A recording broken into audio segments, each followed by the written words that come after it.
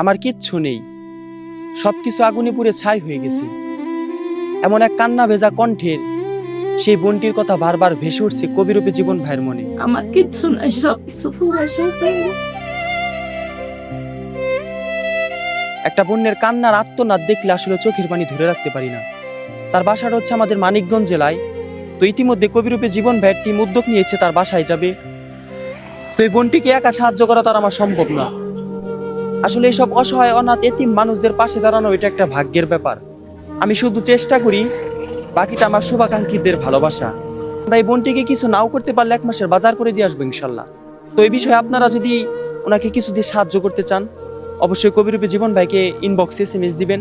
আমরা যতটুকু সম্ভব ওই বোনটিকে দিয়ে একটু সাহায্য করে আসবো। ভিডিওগুলো যদি ভালো লাগে একটু শেয়ার করে দিন, যাতে কিছু মানবিক মানুষের কাছে এই ভিডিওগুলো চলে যায়, যারা এইসব ভিডিও দেখে এই বোনটিকে একটু সাহায্য করতে পারে।